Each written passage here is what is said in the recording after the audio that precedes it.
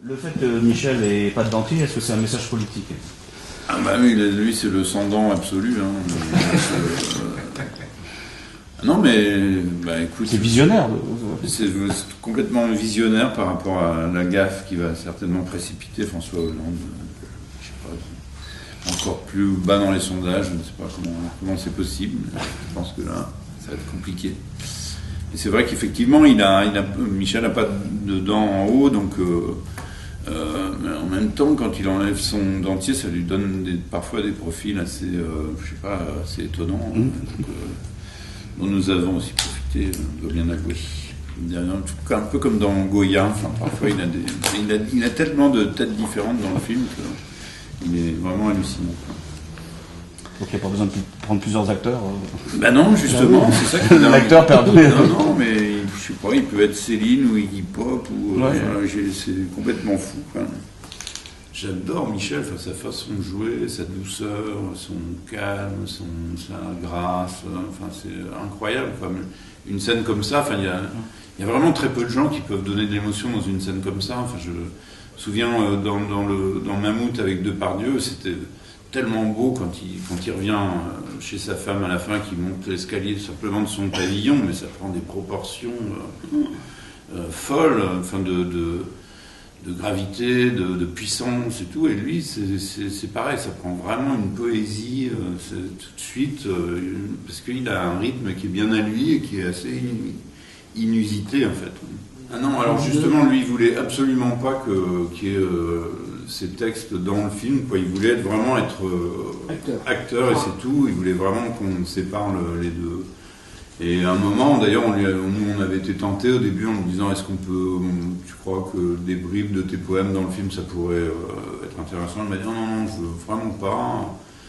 Et nous, comme on voulait en faire quand même un hymne à la poésie, on lui dit, bah oui, mais nous, on n'est pas poète, donc il nous a dit, mais si, vous êtes du poète, vous ne vous en rendez pas compte. Vous savez, pour être poète, c'est simple, il ne faut pas mettre un costume de poète et faire des rimes, il suffit de dire la vérité.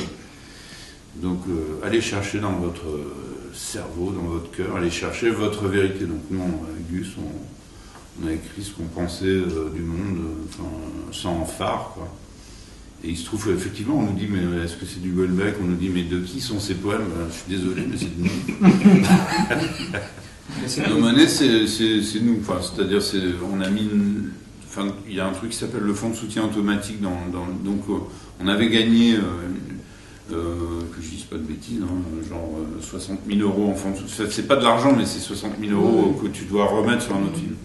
Et après, on a mis l'argent qu'on avait gagné sur tous nos films avant à titre perso, donc 60 000, sur le film. Donc on a tout mis, on a fait tapis sur le film. Il y a un truc vraiment dont on est fier, quoi. Mais ça, vraiment, alors là, c'est quand même vraiment... On est vraiment content parce que, on rencontre quand même pas mal de gens dans la rue, partout.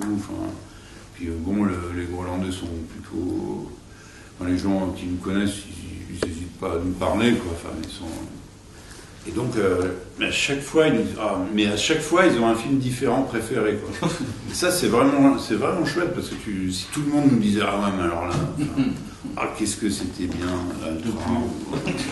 mais à chaque fois, il y en a, non, moi, c'est Le Grand Sort, non, moi, c'est Mammouth, moi, c'est Alida, donc ça, c'est quand même plutôt bon signe, pour nous, en tout cas, on se dit, il n'y a aucun film qui est si on considère les films comme des enfants, il n'y en a aucun qui est le pauvre, le parent, le petit, ouais, c'est ça, le vilain petit canard de la bande, quoi.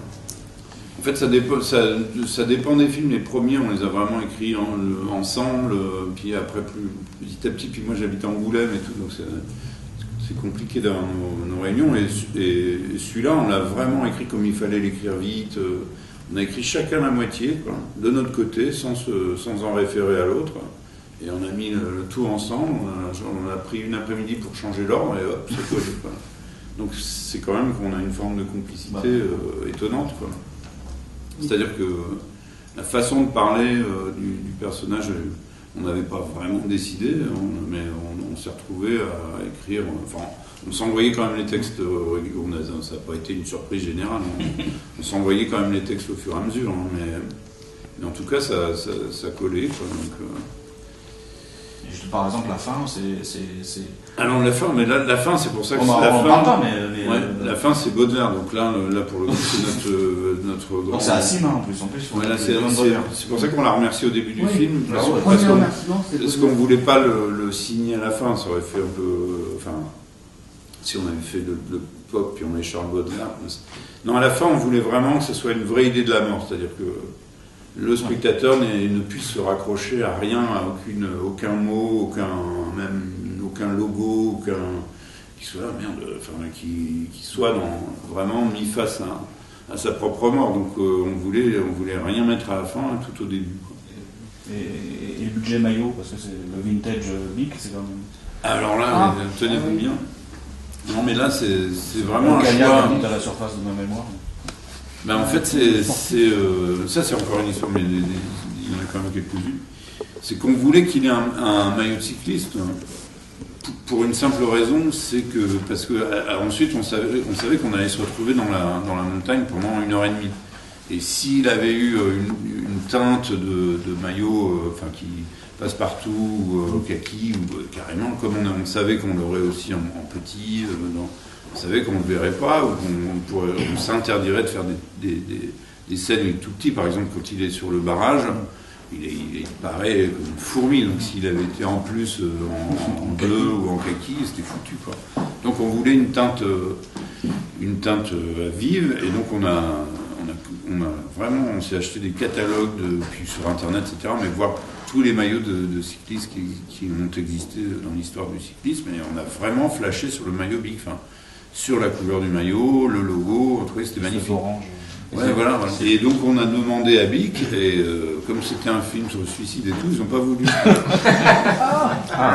Et t'as pas le droit de prendre un maillot comme ça avec une marque, après tu te retrouves en train de flouter toutes les images, donc c'est vraiment la galère.